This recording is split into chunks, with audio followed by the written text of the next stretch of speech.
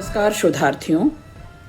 YouTube channel क्योंकि कहना ज़रूरी है में सुधा उपाध्याय के सौजन्य से सदी के महत्वपूर्ण कवियों की श्रृंखला बन रही है। शोधार्थियों, इस श्रृंखला में मेरी एक मुहिम है, मेरा एक संकल्प है कि देश भर से हिंदी में रचने वाले तमाम कद्दावर रचनाओं को, कालजयी रचनाओं को खोज कर, उनका शोध कर, उन पर विवेचन विश्लेषण कर आपके सामने रखूं। एक्सटेम्पोर होती हैं ये रचनाएं। इन कविताओं को मैं ढूंढती ज़रूर हूँ, लेकिन जब मैं विवेचन के लिए बैठती हूँ तो जो मेरे मन में थोड़ा सा जो कविताओं को लेकर जो मेरी परख है, पहचान है, वो आपसे न केवल साझा करती हूँ बल्कि क्लासरूम में एमए और एमफिल के दौरान, अपनी पीएचडी शोध के दौरान भी आप जिन कंटेम्प्रेरी लेखकों, रचनाकारों को पढ़ रहे हैं, उनके साथ इन कवियों और इन कविताओं को भी उसी रूप में चिन्हे, जाने और पहचाने। ये मेरी मुहिम है और ये मेरी कोशिश है कि ये कविताएं घर घर तक पहुँचें। आज हम जिनके साथ हैं वे किसी परिचय के मोहताज नहीं। कविता हमारी संवेदना के आयाम को विस्तृत करती है और मन को भयमुक्त करती है। ऐसा कहना है आज की श्रृंखला में शामिल कवि अरुण आदित्य जी का। इनके लिए दो चीज़ें महत्वपूर्ण हैं रचना धर्मिता में, एक मन को भयमुक्त करना और संवेदना को विस्तृत आयाम देना। आप देख रहे हैं कि इनकी रचनात्मक सफ़र में जब हम सफ़र होंगे, हम सहयात्री होंगे, तो हम इनकी कविताओं में इन दोनों टूल्स को ज़रूर देखेंगे, जो भयमुक्त मन, भयमुक्त व्यक्ति, भयमुक्त समाज। हम इसका शोध करेंगे कि ये कविताएं किस तरह से यथास्थितियों से टकराती हैं, किस तरह से जड़ताओं से हमें मुक्त करती हैं और किस तरह से हमारे भीतर एक नई तरह की चुनौती, एक नई तरह का संघर्ष, जूझ भर देती हैं, बेचैनी भर देती हैं। और ये बेचैनी ही आपके अनुभवों के साथ, आपकी स्मृतियों के साथ एक बड़े संवेदनात्मक धरातल को तय करता है, एक विस्तृत संवेदनात्मक धरातल आपको देता है। अरुण आदित्य जी का जन्म आपको बता दूं शोधार्थियों कि प्रतापगढ़ उत्तर प्रदेश में हुआ। रोज ही होता था यह सब। ये इनका कविता संग्रह है। उत्तर बनवास इनका उपन्यास है। धरा का स्वप्न हरा है ये कविता संग्रह है। तमाम देश भर की तमाम ज़रूरी समसामयिक, साहित्यिक, सामाजिक और कभी कभी राजनीतिक पत्रिकाओं में ये लगातार सक्रिय रहते हैं, प्रकाशित होते रहे हैं। चाहे वो पहल हो, हंस, वसुधा, पल प्रतिपल, वागर्थ, साक्षात्कार, कथादेश, बया, ऐसी तमाम पत्रिकाओं में इनकी कविताएं लगातार प्रकाशित हो रही हैं। असद जैदी द्वारा संपादित 10 बरस और कर्मेंदु शिशिर द्वारा संपादित समय की आवाज़ में भी इनकी कविताएं संकलित हैं। कुछ कविताएं इनकी पंजाबी, मराठी और अंग्रेजी में अनुदित हैं। सांस्कृतिक आंदोलनों में, साहित्यिक समायोजन, तमाम तरह के समूहों में, समारोहों में तो ये मौजूद रहते ही हैं, सक्रिय रहते ही हैं। सांस्कृतिक आंदोलनों में भी इनकी सक्रिय भागीदारी है। शोधार्थियों, इन्हें दुष्यंत पुरस्कार मध्य प्रदेश साहित्य अकादमी से मिल चुका है। अभिनव शब्द शिल्पी सम्मान मिल चुका है। बेकल उत्साही सम्मान मिल चुका है। आयाम सम्मान इन्हें मिल चुका है कवि अरुण आदित्य जी को। इनकी तमाम प्रकाशित रचनाओं में, जैसा मैंने आपको बताया कि रोज ही होता था यह सब, इस कविता संग्रह से मैं आज कुछ कविताएं आपके समक्ष रखूंगी, आपके समक्ष पढ़ूंगी और जितना मुझसे बन पड़ेगा मैं एक्सटेम्पोर उसका विवेचन विश्लेषण भी करती चलूंगी। अभी हाल फिलहाल में ये अमर उजाला गोरखपुर संस्करण के संपादक हैं। इनकी पहली कविता जो मुझे पसंद आई शोधार्थियों, आपके साथ साझा करती हूँ। अम्मा की चिट्ठी। गाँव की पगडंडी जैसी टेढ़े अक्षर डोल रहे हैं। अम्मा की ही है यह चिट्ठी, एक एक कर बोल रहे हैं। 48 घंटे से छोटी अब तो कोई रात नहीं, पर आगे लिखती हैं अम्मा, घबराने की कोई बात नहीं। दिया बाती माचिस सब है, बस थोड़ा सा तेल नहीं है। मुखिया जी कहते इस युग में दिया जलाना खेल नहीं है। गांव देश का हाल लिखूं क्या, ऐसा तो कुछ खास नहीं है। चारों ओर खिली है सरसों, पर जाने क्यों वास नहीं है, बास नहीं है। केवल धड़कन ही गायब है, बाकी सारा गांव यही है। नून तेल सब कुछ महंगा है, इंसानों का भाव वही है। रिश्तों की गर्माहट गायब, जलता हुआ अलाव वही है। शीतलता ही नहीं मिलेगी, आम नीम की छांव वही है। टूट गया पुल गंगा जी का, लेकिन अभी बहाव वही है।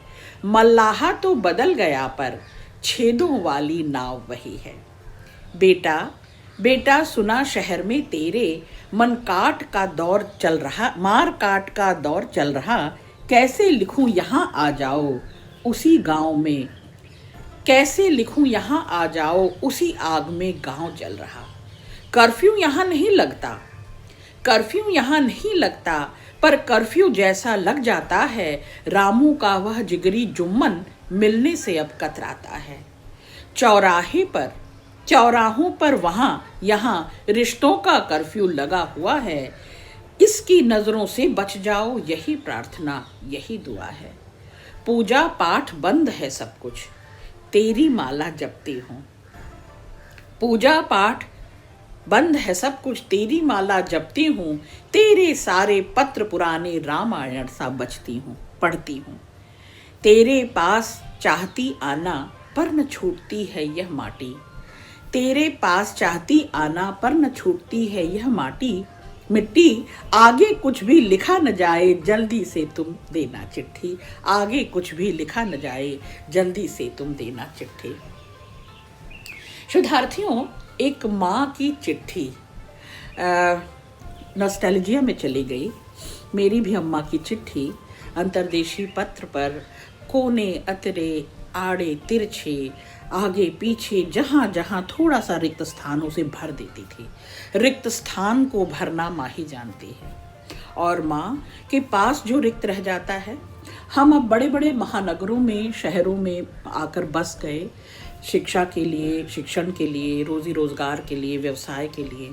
लेकिन पीछे जो हमारा गांव जवार छूट जाता है, महतारी छूट जाती है, खेत खलिहान छूट जाता है, वो ट्यूबवेल छूट जाता है, बाबा की बगिया छूट जाती है, वह सब हमें आजीवन लगातार अपनी ओर खींचती रहती हैं। अम्मा की चिट्ठी से याद आता है कि अम्मा पूरे परिवेश को जी रही है, पूरे परिवेश की साक्षी हो रही है, देख रही है, और कह रही है कि महानगरों में ही भीड़ भाड़ नहीं है, महानगरों में ही मनभेद नहीं है, महानगरों में ही दरार नहीं पड़ रही रिश्तों में, संबंधों में, जात में, जमात में, धर्म में, समुदाय में। गांव भी अब बेअसर नहीं है इन सारी साजिशों से, इन सारे कुचक्रों से। अम्मा की चिट्ठी आती है तो बेटे का वहाँ न मौजूद होना, अब कंठी, माला, जाप, साधना, तप, पूजा पाठ में मन लगे भी माँ का कैसे, कि बेटा तो उतनी दूर से चला गया। तो बेटी की चाह में, बेटे की राह में लगातार अपलक माँ जगती है, जागृत रहती है, चेतती है, चेताती है, और बेचैन रहती है। कहती है, चिट्ठी का हर्फ दर हर्फ, एक एक शब्द जो है उस करुण को, उस मर्म को उजागर करता है। और बेटे तक जब वो चिट्ठी आती है तो ये माँ का ही हाल नहीं है कि बेटे की चिट्ठी बार बार वह बाँचती है, रोज रोज उठाकर देखती है और खोलती है, पढ़ती है, बल्कि बेटे की भी यही मनोदशा होगी अपनी माँ की गैर मौजूदगी में, या माँ से दूर बिछोहे में। अब 24 घंटे का दिन नहीं रहा, 48 घंटे की रात हो गई। माँ बार बार समेटती भी जाती है, पीड़ा पर, दर्द पर, तकलीफ पर फाहे भी लगाती है। घबराने की कोई बात नहीं, लेकिन सब कुछ होने के बावजूद तेरा न होना मेरे साथ, ऐसे लगता है कि कुछ नहीं है मेरे पास।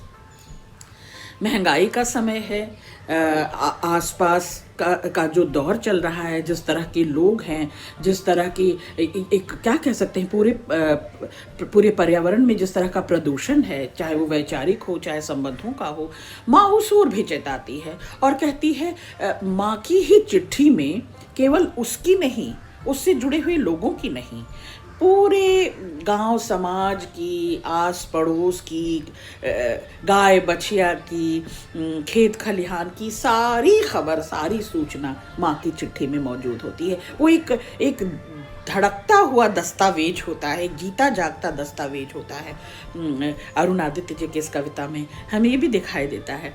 और माँ का स्पंदन तो उसका बेटा है, माँ के दिल की धड़कन तो उसका बेटा है। तो वो कहती है कि यहाँ भी वही हाल है कि चीज़ों का मोल बढ़ रहा है, लेकिन जो ज़रूरी मूल्य थे, जो मानवीय मूल्य थे, जो प्रेम, मान, मनुहार, आदर, सत्कार, जो लाग लगाव, अपनाव हुआ करता था हम सबके बीच में, वो छीजता जा रहा है। तो मनुष्य कम से कमतर होता जा रहा है, उसका मोल भाव नहीं बढ़ रहा। आसपास की भौतिक वस्तुओं का, जिस पर वो निर्भर है, उसका मोल भाव बढ़ रहा है। तुम्हारे शहर में जो मार काट है, जो भीड़ भाड़ है, बिल्कुल वही वैसा ही माहौल यहाँ भी है। यहाँ भी लगता है जैसे रिश्तों पर कर्फ्यू लग गया है। यहाँ भी अजपा जाप कर रही हूँ तेरे नाम का, और यहाँ भी मैं लगातार तुझी में धड़कती हूँ और तू मुझ में धड़कता है और तुझ पे मन लगा रहता है। तो एक बेहतरीन कविता, इन दिनों इस तरह की कविता पढ़ने को नहीं मिल रही, बहुत ही अच्छी कविता। दूसरी कविता जिससे ये संग्रह है, रोज ही होता था यह सब, रोज ही गुजरता होता था उस सड़क से, गुजरना होता था उस सड़क से, पर कभी नहीं लगा आज से पहले कि कितने सुंदर सुंदर वृक्ष हैं सड़क के दोनों ओर। रोज ही उड़ती होंगी तितलियां फूलों के आसपास, पर कभी नहीं लगा आज से पहले कि उपवन में उड़ती हुई तितलियां किस तरह ने उड़ने लगी हमारे मन में।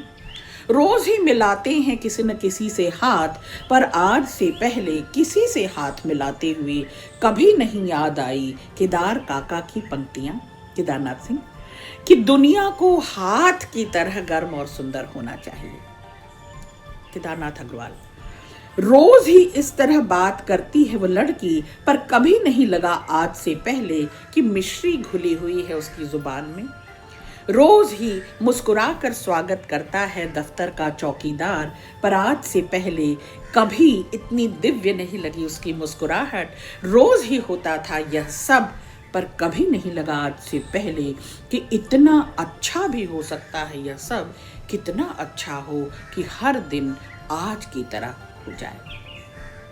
शोधार्थियों, ध्यान रखिएगा, क्लासरूम में भी मैं ये बात बताती हूँ कि बाहरी प्रकृति और भीतरी प्रकृति अन्योन्याश्रित हैं। बाहर का परिवेश, बाहर की प्रकृति तभी अच्छी लगती है, भाती है, मन में उतर जाती है, जब भीतर की प्रकृति अच्छी हो।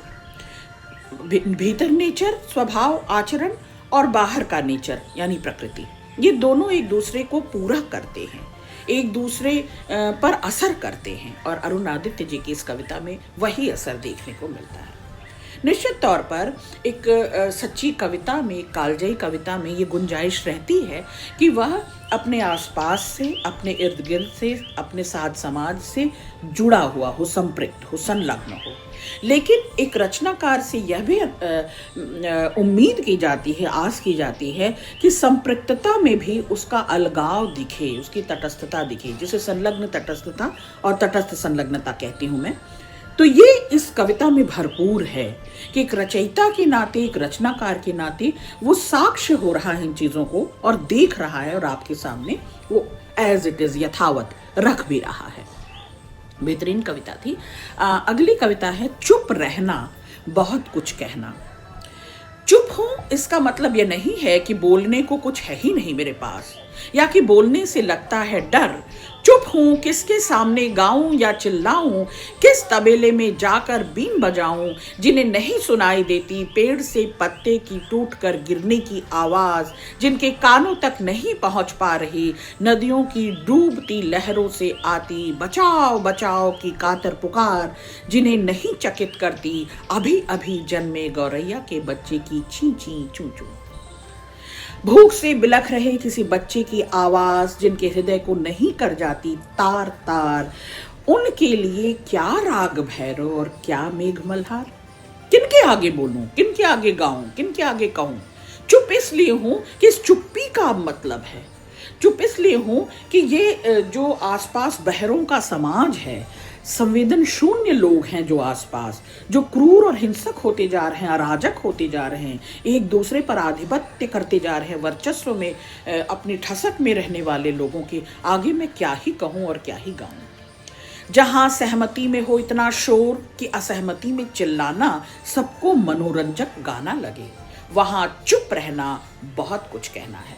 तो ये चुप्पी मुखर है और ये चुप्पी उन चुप्पों को अखरती है, उन बहरों को चुभती है और उन बहरों से लाख लाख बार सवाल करती है, जो दरअसल जानबूझकर चीज़ों को सुनना देखना नहीं चाहते, जो आसपास घटती हुई चीज़ों के साथी नहीं बनते, जो ईमानदारी से पूरे समर्पण से अपनी कमिटमेंट को, अपनी पक्षधरता को निष्पक्ष होकर नहीं निभाते। अरुण आदित्य जी उनको चुनौती देते हैं इस कविता में और कहते हैं इसलिए इस कवि ने चुप्पी अख्तियार कर ली है।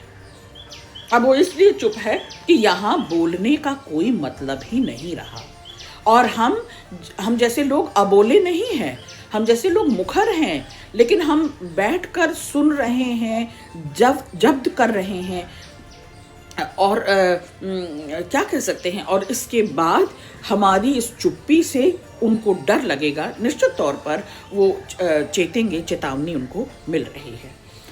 एक कविता है, मुझे ये कविता बड़ी सिंबॉलिक सी लगी, आप भी देखें शोधार्थियों। लोटे नाम है कविता का। देवताओं को जल चढ़ाने के काम आते रहे कुछ ने वजू कराने में ढूंढी अपनी सार्थकता, प्यासे होठों का स्पर्श पाकर ही खुश रहे कुछ को मनुष्यों ने नहाने या नित्य कर्म का पात्र बना लिया, बहुत समय तक अपनी अपनी भूमिका में सुपात्र बने रहे हम। ये लोटे, ये पात्र सुपात्र, मैं क्लासरूम में भी कहती हूँ कि आप सुपात्र बने, तो मैं जो कुछ भी क्लास में देकर जाऊंगी, जितनी बातें तुमसे करके जाऊंगी, उसको दुरुस्त रखना, अपनी सुपात्रता तय करना, अपनी भूमिका तय करना, ये आपके हाथ में है। अब उसमें छिद्र रहे, उसमें गंध रही, उसमें कुछ गांठ बनी रही, मैल बसा रहा, तो मैं कुछ नहीं कर पाऊंगी। जो कुछ दूंगी वो छलछला जाएगा, वो इधर उधर बह जाएगा, खत्म हो जाएगा, तुम संभाल सहेज नहीं पाओगे। हमें हमारी भूमिका, हमारी सुपात्रता खुद तय करनी है। हम सुपात्र हों, हमारी ग्राह्य शक्ति बढ़े, हम किस काम आ रहे हैं, किस भूमिका में आ रहे हैं, हम किनके साथ हैं और हम किस तरह से सदुपयोग दुरुपयोग हो रहे हैं। लोटे कविता यह भी समझाती है। पर आजकल बदल गई हैं भूमिकाएं। जल चढ़ाने और वजू कराने वाले लोटे अब अक्सर झगड़ते हैं। अब हाँ से हिंदू और माँ से मुसलमान नहीं रहा, हम नहीं रहे, ये तू मैं की लड़ाई हो गई है। अब वजू करता हुआ और जल चढ़ाता हुआ लोटा पात्र एक नहीं और बाद में शांति अपीलें जारी करते हैं। काफी सुखी हैं ये लोटे, पर सबसे ज्यादा सुखी हैं वे जो बिना पेंदी के हैं। ढुलमुल स्वभाव है जिनका, जिनकी कोई रीढ़ नहीं है, जिनका कोई अपना निजत्व, अपनी वैचारिकता नहीं है, जो ढुलमुल स्वभाव के हैं और जो कभी इधर ढलक जाते हैं, कभी उधर ढलक जाते हैं, वो बिन पेंदी के लोटे हैं। परेशान और दुखी हैं वे किसी की प्यास बुझाना चाहते हैं। आजकल पात्रों की सूची से गायब होता जा रहा है उनका नाम। जगमग के इस दौर में लोटों का क्या काम। कई अर्थ दे रहे ये पंक्ति। हम कहते हैं ना, अब पानी का जग ले आओ, पानी का मग ले आओ, तो ये जगमग और दूसरा जगमग, बाहरी फैब्रिकेशन, चकाचौंध, ये बाहरी चमक दमक के आगे उनकी सुपात्रता या उनकी भूमिका अब संदिग्ध हो रही है। अब वे बेअसर हो रहे हैं। अब उनको कोई पूछने वाला इस जग और मग के समय में, इस दुनिया में, फैब्रिकेटेड दुनिया में, उन नैसर्गिक प्राकृतिक सुग्राह्यता वाले पात्र सुपात्रों की दरअसल अब भूमिका संदिग्ध हो रही है। राष्ट्रीय लुढ़कन के इस दौर में आप देख रहे हैं, ये व्यक्ति के स्तर पर नहीं, ये इस परिवार के तौर पर नहीं, समाज के तौर पर नहीं, राष्ट्रीय स्तर पर ये काम हो रहा है। व्यक्तित्व का पतन, चरित्र का पतन, ये छल की राजनीति, ये छल का समाज, ये बल का समाज, वर्चस्व का समाज दरअसल सबकी नैसर्गिक भूमिकाओं से, प्राकृतिक, उनके भीतर की प्रकृति से उनको दूर कर रहा है। तो राष्ट्रीय लुढ़कन है ये पतन का समय है, ये ढुलकने का समय है, अस्थिर चित्त और अस्थिर चरित्र लोगों का समय है। बेहतरीन कविता है शोधार्थियों। राष्ट्रीय लुढ़कन के इस दौर में जब गेंद की तरह इस पाले से उस पाले में लुढ़क रही हैं अंतरात्माएं, कितना आसान है बोटों का लोटों में तब्दील हो जाना, लोटों में तब्दील हो जाना, तरह तरह के लोटे। ये तो आसानी है, कितनी बड़ी परेशानी है। ये जो आसानी है कितनी बड़ी परेशानी है। तो लोग अपने चरित्र को, अपने चित्त को स्थिर नहीं रख पा रहे। लोग निहितार्थों के लिए, छोटे छोटे क्षुद्र स्वार्थों के लिए कैसे पाले बदल रहे हैं। लोगों की अपना कोई मत नहीं रहा, कोई वैचारिकता नहीं रही। तो ये सारी लड़ाई संदेह के घेरे में है और निश्चित तौर पर एक बड़े प्रश्न की ओर अरुणादित्य आपका ध्यान आकर्षित करते हैं। और ये आखिरी कविता डायरी। पंक्ति दर पंक्ति तुम मुझे लिखते हो, पर जिन्हें नहीं लिखते उन पंक्तियों में तुम्हें लिखती हूं मैं। जो दो शब्दों के बीच का फांक है, दो शब्दों के बीच जो नहीं कहा गया, जो कुछ लिखा गया और कहा गया वो तो जाहिर है, वो तो सब देख जान रहे हैं, लेकिन जो नहीं कहा गया अरुणादित्य उसकी ओर इशारा करते हैं और कहते हैं कि ये डायरी उसे दिखती है। फिर से पढ़ती हूँ। पंक्ति दर पंक्ति तुम मुझे लिखते हो, पर मैं जिन्हें नहीं लिखती उन पंक्तियों में तुम्हें लिखती हूँ। रोज रोज देखती हूँ कि लिखते लिखते कहाँ ठिठक गई तुम्हारी कलम। कौन सा वाक्य लिखा और काट दिया, किस शब्द पर फेरी इस तरह स्याही कि बहुत चाह कर भी कोई पढ़ न सके, और किस वाक्य को काटा इस तरह की काट दी गई इबारत ही पढ़ी जाए सबसे पहले। जो काटा गया है, जिसे जाहिर नहीं करना है, वो सबसे पहले ध्यान खींचता है। तो रोज तुम्हें लिखते और काटते देखते हुए एक दिन चकित हो जाती हूँ कि लिखने और काटने की कला में किस तरह माहिर होते जा रहे हो तुम, कि अब तुम कागज से पहले मन में ही लिखते और काट लेते हो। मुझे देते हो सिर्फ संपादित पंक्तियां जो दिखाई जानी चाहिए, जो जो दिखता है वो बिकता है। तो इस प्रचार युग में, इस आत्म प्रचार युग में, इस संचार युग में अरुणादित्य उस ओर भी इशारा करते हैं कि अब लोग भीतर ही एडिशन कर ले रहे हैं, अब एडिट कर ले रहे हैं भीतर ही। मन में ही लिखते हो, काट लेते हो, मुझे देते हो सिर्फ संपादित पंक्तियां सधी हुई और चुस्त।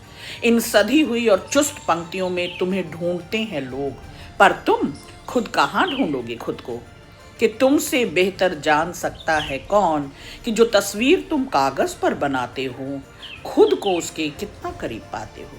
निश्चित तौर पर शोधार्थियों, हम सार्वजनिक रूप से दूसरों की नज़र में, दूसरों के सामने जो क्रियाकलाप कर रहे होते हैं, जिस तरह का बोल बर्ताव करते हैं, जिस तरह का आचरण करते हैं, या जो लिखते पढ़ते और सुनते हैं, हम वही नहीं होते, बल्कि हम वो होते हैं जो एकांत में होते हैं, जो दूसरों से छिपाना चाहते हैं, जिस पर हम लबादे ओढ़े हुए होते हैं, जिस पर हम कुछ आवरण रख लेते हैं, जिसे हम दूसरों के सामने जाहिर नहीं करते।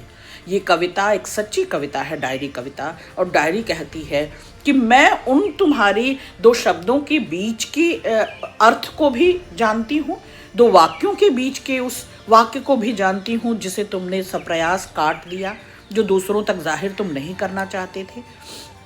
और उस वाक्य के मूल्य को भी, उस वाक्य की कीमत भी मैं जानती हूँ कि तुम दरअसल वही हो जो मन में पहले पहले भाव आया, वही भाव सबसे अछूता और अक्षत था। तो निश्चित तौर पर बेहतरीन कविताओं के साथ आज हम थे शोधार्थियों। बहुत शुक्रिया।